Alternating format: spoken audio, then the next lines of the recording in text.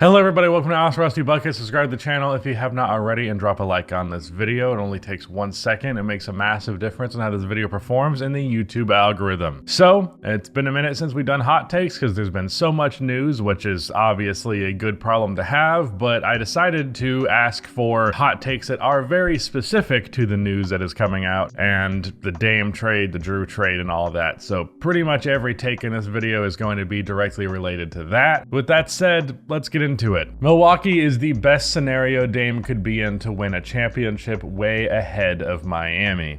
Yeah, I do feel pretty damn good about Milwaukee as the best option. I mean, I guess going to Denver would have been a slightly better option, but that was really never in the cards. So for that reason, I definitely agree with that point of view. Although I did say I felt like the Miami Heat were kind of a perfect team in terms of like having an elite guard, an elite wing, and a really good big man, actually in some ways reminiscent of the Heatles. But that said, Giannis is Giannis, man, and I think him and Giannis is probably the second best player you could put next to Dame and most effective you could put next to Dame. After that, or before that, it'd probably be Jokic, as I just mentioned, but that's pretty much it. And you know, Jimmy Butler is not as complimentary to Dame. Bam Adebayo is not as complimentary to Dame. Meanwhile, like what he said the other day about those two being unstoppable in a pick and roll, they're completely right. There's just nothing you can do.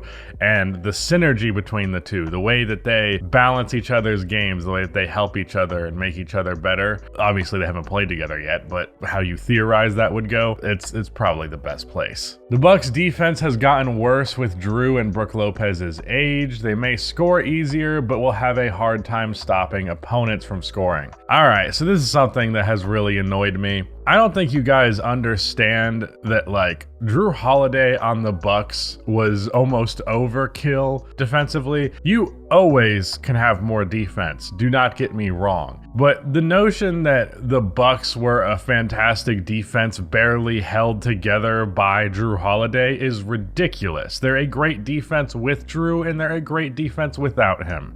And they still have Giannis, which Giannis alone, I'm pretty sure, just makes you a top 10 defense inherently if he plays enough. And you can, you know, Brook Lopez's age, maybe he declined significantly this year, but it's not like Brook was a good defender because of his athleticism. Like, sure, maybe he has a little bit of a fall off, but first of all, we don't know that. I wouldn't project it until it does happen. It's something to keep an eye on for sure. But Milwaukee will have a good defense. I promise you.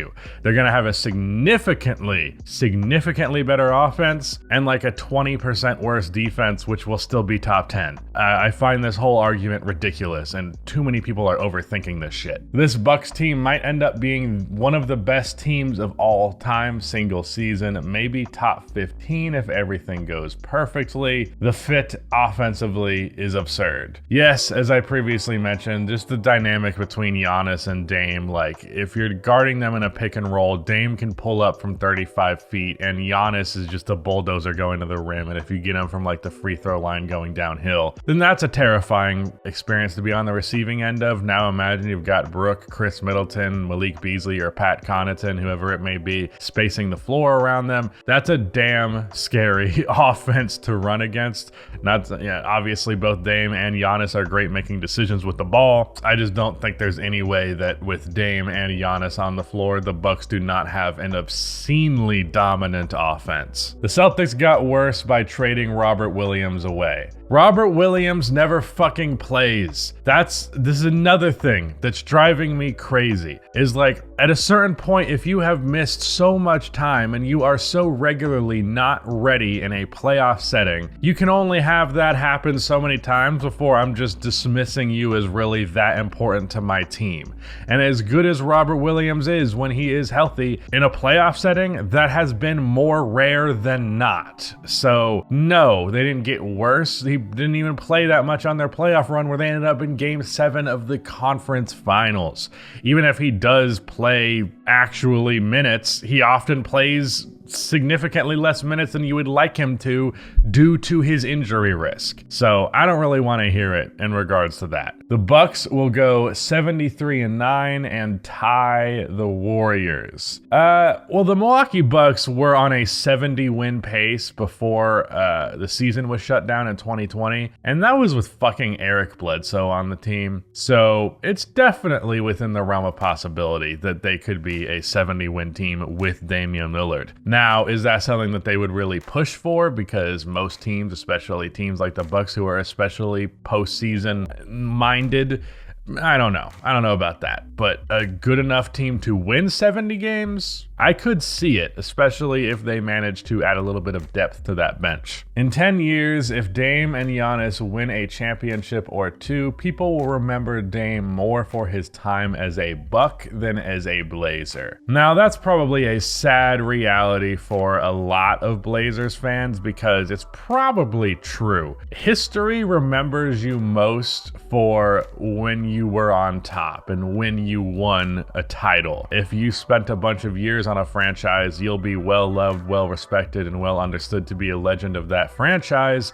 especially within that fan base. But in terms of the lens of history, the way that we frame these stories after the fact, the story is going to be Dame wasted his career for many years in Portland and then went to Milwaukee and proved that he could be one of the best players on a team that wins multiple titles. And when we reflect back on history, Dame's going to appear at the top, going to be at the forefront of the story the years that he's winning championships. Like Anthony Davis, I don't know if at this point, he's definitely still spent more years in New Orleans than LA, but it's probably close. But like, even just like if we cut it off after 2020, AD is historically going to be remembered far more as a Laker than a Pelican. Not just because the Lakers are the Lakers, but because he won a championship there. I'm trying to think of another example of a guy who spent a bunch of years somewhere and then left and won a championship, but it's not fitting. I don't think LeBron's a great example, obviously, because he then won a championship with the Cavs. Yeah, I don't know. I don't have a great example off the top of my head, but yeah, that's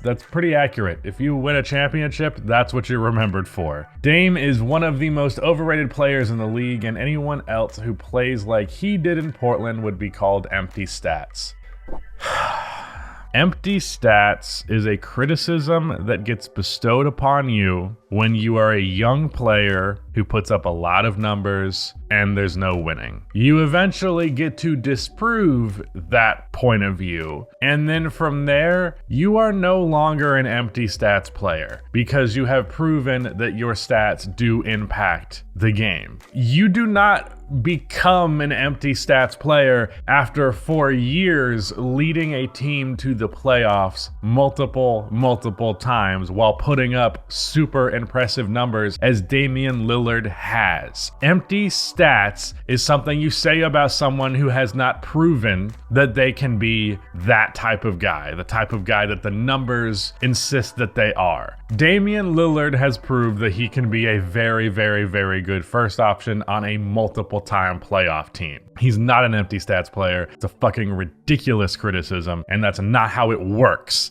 I've seen people do this before, and it drives me nuts. I saw people calling Steph empty stats when he missed the playoffs in, was it 2021 or whatever the fuck? Are you joking? He won a championship, man. He literally won 73 games, man. Like, you don't become empty stats. If you put up great stats on winning teams and then you are now putting up great stats on a bad team, it's because the team around you fucking sucked dick. It has nothing to do with the player's ability. And this type of argument genuinely drives me fucking nuts, as you can probably tell. See, it makes me sick. Anyways, that's it. Shout out to Rudy for editing this video, and goodbye.